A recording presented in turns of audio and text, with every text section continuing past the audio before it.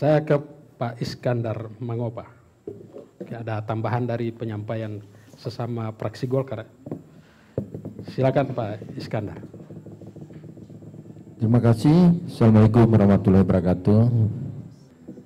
Yang pertama saya ingin sampaikan bahwa terkait dengan APBD perubahan ini yang paling bertanggung jawab adalah Bupati dengan Ketua DPR.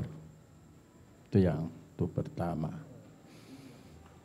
Kenapa saya sampaikan begitu? Karena memang sering dilakukan oleh pemerintah daerah, baik dari pengajuan maupun tadi disampaikan nota pengantar tinggal 3 hari baru kemudian membahas apa APBD ini. APBD P itu ada dua tahun yang dibahas.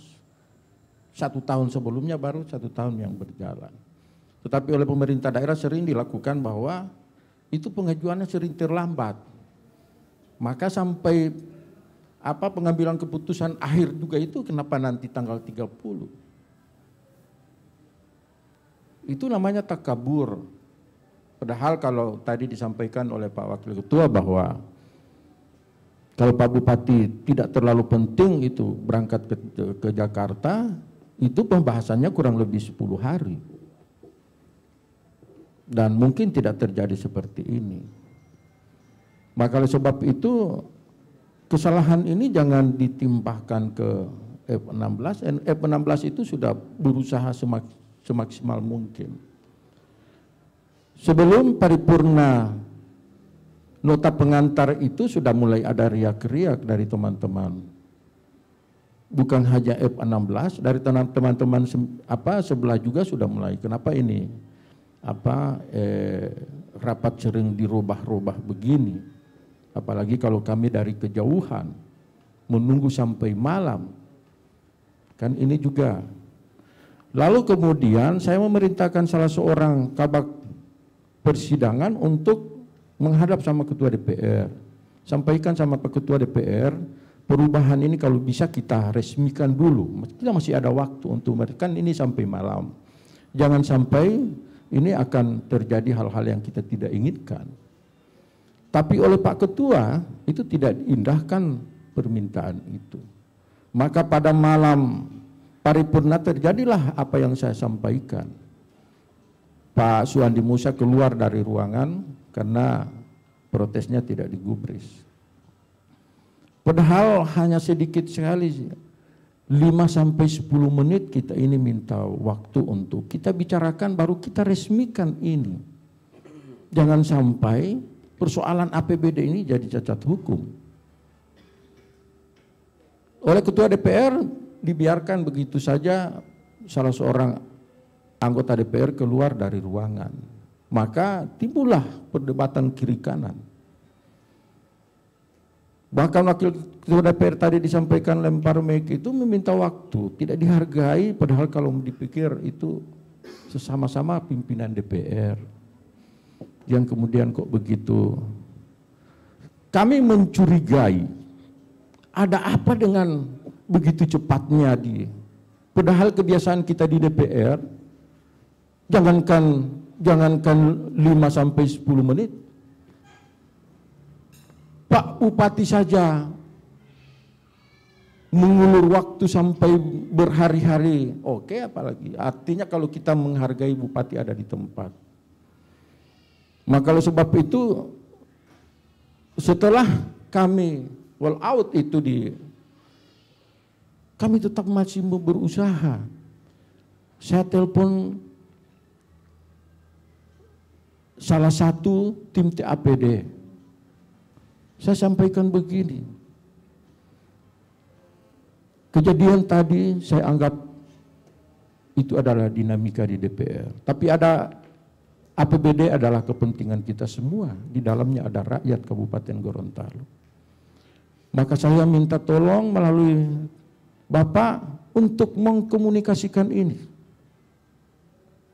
Karena ini bukan persoalan kecil. Tetapi setelah dikomunikasikan, baik sama Pak Bupati maupun Ketua DPR, itu tidak ada jawaban apa-apa. Bahkan yang menyampaikan ke saya rasanya sudah ketakutan dia menyampaikan. Tapi tidak sampai di situ. Kita bertemu, saya bilang baru bagaimana?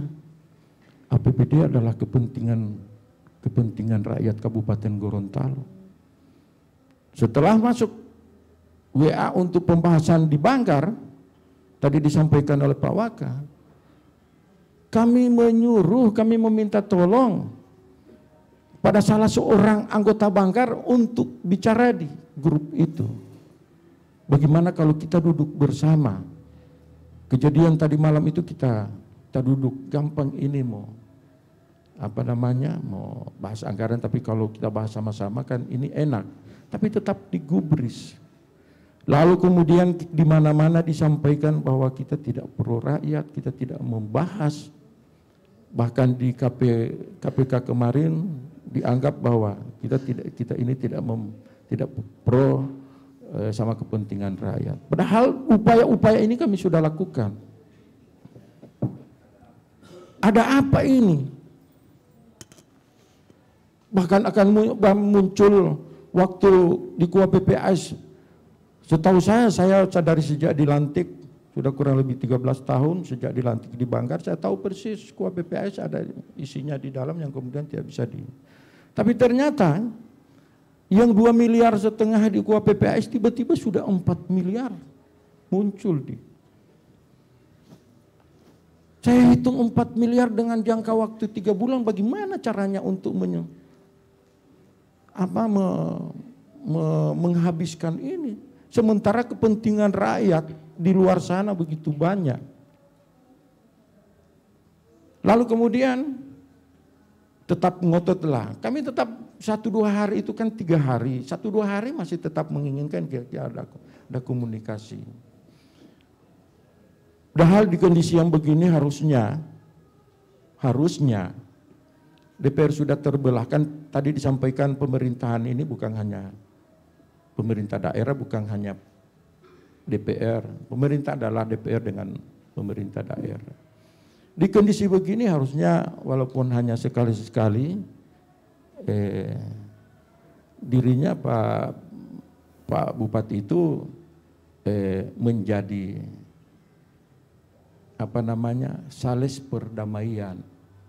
Kan ini enak kalau kita bicara sama-sama, sales atau marketing perdamaian untuk menyatukan dua kubu ini. Oleh sebab itu saya bertanya-tanya, ada apa APBD ini terlalu ngotot ini dipaksakan? Katanya banyak sekali kepentingan rakyat di mana berapa persen untuk UMKM di situ. Lalu kemudian kita dibawa-bawa untuk kepentingan rakyat. Maka untuk membangun daerah ini tidak boleh bangun dengan cara-cara arogan. Itu cara-cara arogansi itu namanya. Oleh sebab itu Pak Hadi, kegagalan ini sejarah di DPR nanti ini terjadi. Tadi Pak Umar sampaikan bahwa biasanya kalau yang 19 dengan 16 itu yang 19 yang menang, tapi ini kami juga baru informasi. Dan itu disampaikan oleh Kemendagri waktu kemarin pertemuan di KPK bahwa kami tidak bisa memutuskan, tapi ini Okda yang memutuskan ini, yang kemudian yang diputuskan oleh Okda itu adalah apa quorum. Kalau memutuskan untuk quorum ini kan di HP bisa 35 dihadiri oleh 2/3 berapa orang. Ini kan gampang. Maka Pak Hadi waktu kejadian itu kita tetap ditelepon, waktu paripurna itu ditelepon, kiri kanan ditelepon, di WA, biar cuma 4 orang hadir kamar untuk memenuhi jadi 23 orang. Yang kemudian artinya aneh bagi kami. Orang lain yang menghamili yang kemudian kami yang dimintakan untuk bertanggung jawab. Kan aneh, mereka yang bahas kami tidak tahu apa isinya. Yang kemudian kami yang dimintakan menyetujui, kan ini aneh. Jangan sampaikan ini kejadian-kejadian yang tahun-tahun kemarin yang kita tahu hanya 1 miliar yang kemudian tiba-tiba jadi 1,5 miliar yang kemudian sampai saat sekarang. Dan itu sudah menelan korban. Maka inilah yang tidak boleh karena kita bicara kepentingan rakyat. Contoh misalnya di luar sana ada rakyat yang dalam keadaan kelaparan massal di sebelah sana yang kemudian seenaknya kita bawa APBD ke situ tanpa ada ketentuan. Ini kan tidak boleh kita hidup di negara seperti ini yang ada undang-undang yang kemudian kita seenaknya. Kalau ada yang yang tidak memakai tadi korum ini kan kayak laptop itu password. Tidak boleh kita mau masuk di dalam tanpa kita tidak tahu password. Maka tidak boleh kita kalau misalnya datang di 11 karena anak orang miskin yang kemudian seenaknya kita buang anggaran ke situ. Tidak sedikit orang korban dengan yang namanya bansos. Siapa yang tidak tahu bansos ini adalah kepentingan rakyat, tapi tidak sedikit orang korban gara-gara itu. Dan kami tidak mau untuk itu. Maka oleh sebab itu melalui kesempatan ini Pak hadirin sekalian yang saya hormati, saya menyesal teman-teman tidak hadir hari ini. Artinya kalau hadir, mari kita beradu gagasan di tempat ini. Bahkan ada yang menyampaikan bahwa nota pengantar itu bagian dari tidak bisa dipisahkan dari pengambilan keputusan akhir. Tidak boleh nota kesepakatan nota pengantar itu hanya 50 tambah 1 yang hadir bisa. Tapi kalau pengambilan keputusan itu diatur 2/3.